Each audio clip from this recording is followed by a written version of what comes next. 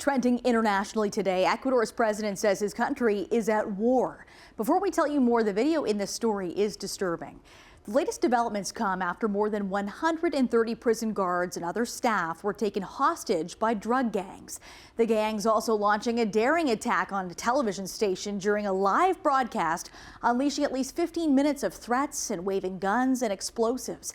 Manisa Danabalan joins us live in studio with this shocking turn of events. Manisa. Nicole, much of Ecuador is still on edge after Tuesday's attack. City streets were deserted after the country's president declared a 60-day state of emergency. Ecuador's escalating gang violence was broadcasted live to the nation when a group of armed, masked men barged in at the TC television studio during the mid-afternoon newscast.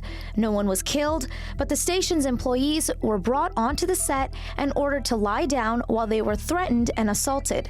The TV anchor, who was live on air at the time, says it was an extremely violent attack. We heard something. We thought it was a fight that was going on outside the studio, but that wasn't the case.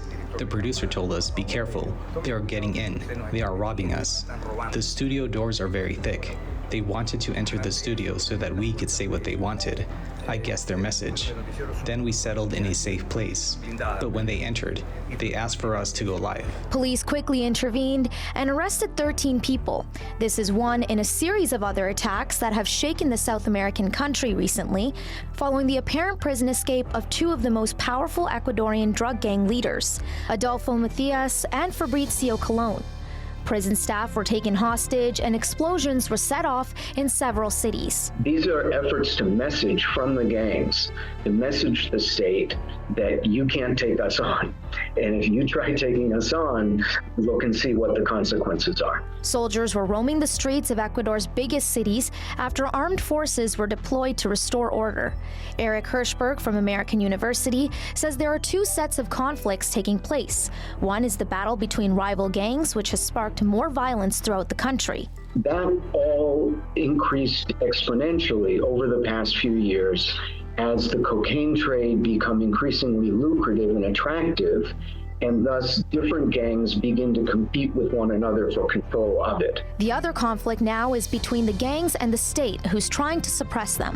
When the Ecuadorian state opted to try to take some of the leaders of these gangs who were operating the gangs from prison and to move them into new facilities where they wouldn't have communication and control capabilities, at that point there were prison escapes. And the reality is those were heavens where they were operating.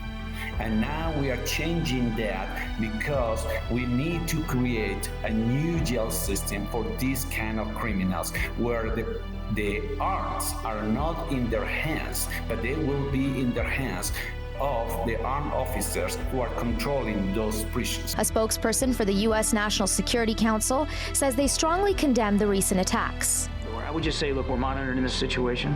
We're willing to take concrete steps to improve our cooperation with the government of Ecuador as they begin to deal with the violence and the stressors on the population.